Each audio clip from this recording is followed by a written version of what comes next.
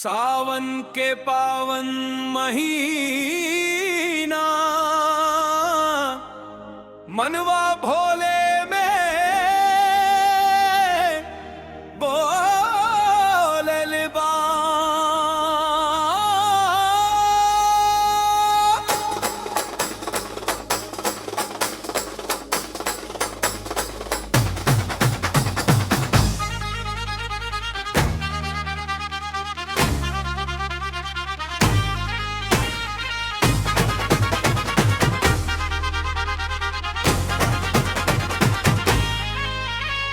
सुल्तानगंज से उठल कांवड़ कंधा पर अभिमान बा।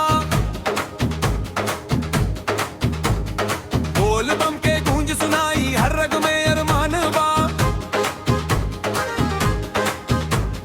भगवा टोला पाँव में छाला फिरो न मन हर देवक गारा देखत बाटे भक्त के जियरा सारल।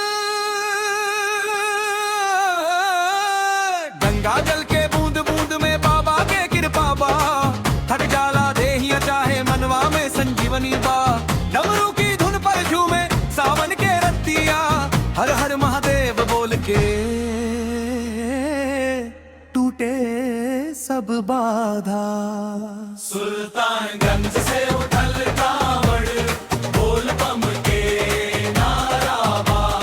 देवघर नगरी बोलावत भोले के दरबारा बा। सुल्तानगंज से उठल कांवड़ बोल बम के नारा बा। भोलेनाथ के नामे आज जीवन हो जियारा बा।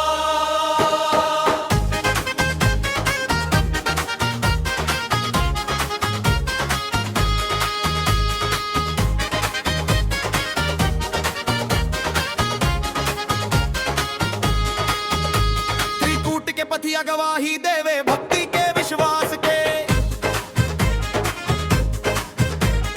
कांवड़िया के टोली निकले लेके सपना आस के।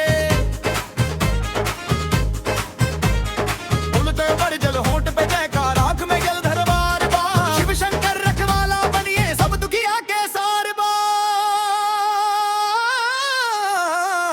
सांझ सुबहिया के रट भोले बाबा के नाम मन के भीतर उजियाला छूटे भय के काम।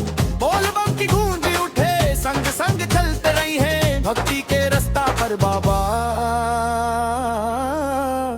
साथे साथे रे।